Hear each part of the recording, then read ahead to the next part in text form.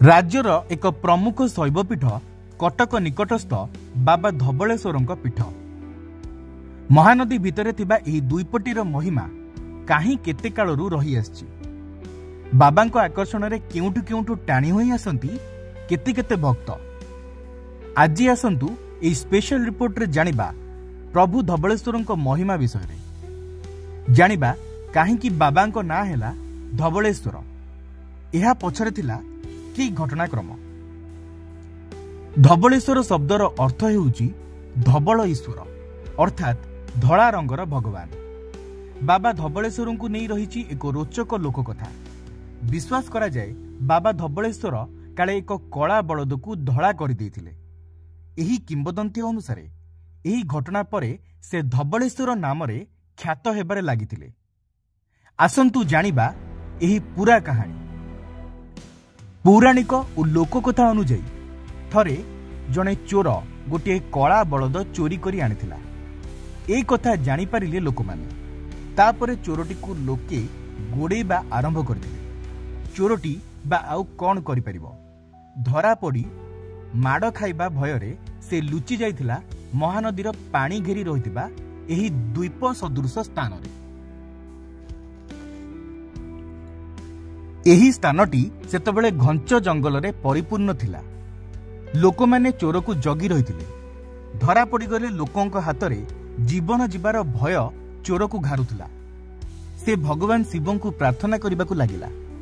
चोर तार जीवन बंचाई देबाकू भगवान को डाकुथाए।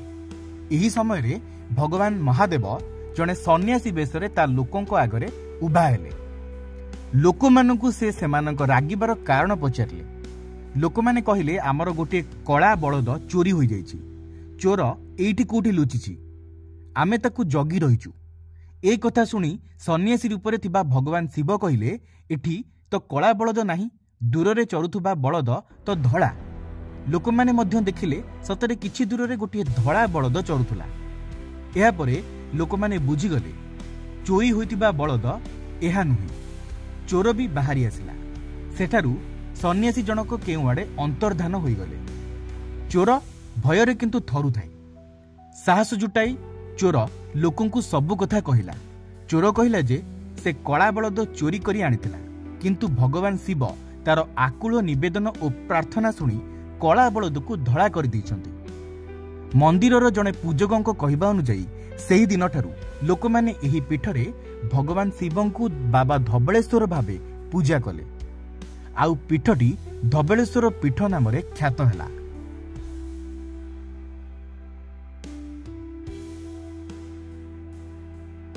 सबुआडे प्रचारित हेबाकू लागिला बाबा धबलेश्वरଙ୍କ महिमा।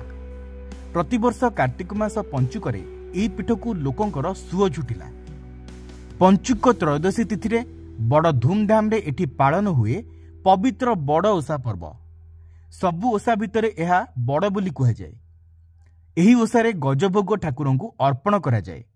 त्रयोदशी और चतुर्दशी तिथिर मध्यरात्रे एही भोग लागी हुए। चतुर्दशी तिथि रे सकाळे भक्त माने गजभोग पाआंती। एही भोगर मध्य स्वतंत्रता रहिछि। ठाकुर कला बलद को धड़ा करथिबारु गजभोगर भितर कला और बाहर धड़ा होइथाय। धड़ा रंगर चाउल चूनारे तैयारी होइतिबारु एहा धड़ा देखा जाए, किंतु भितरे मुग और गुड़रे तैयारी पूर दिया जाइथाय। तेणु भितर कला दिसे। गजभोग हेउची एक स्वतंत्र प्रकारर पिठा। एहार उपरी भाग बलदर सिंह परी गोजिया होइथाय। एहा हेउची लोककथा। कटक और आठगड़ अंचलर अधिकांश लोकंकर एहा हेउची विश्वास। एही पीठ लोकंक आध्यात्मिक भावधारा सह जड़ित।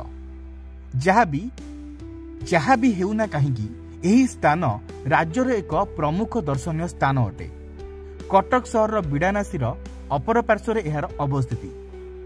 नदी मझिरे थिबा एही स्थान को एक झुला पोल संजोग करुछि। पूर्वरु एठाकू डंगारे जिबाकू पड़ुथिला। वर्तमान मंदिरटी 16 शताब्दी रे तैयारी होइतिबार अनुमान करा जाए। एही पीठरे शिवरात्रि मध्य जाकजकमरे पालित होइथाय।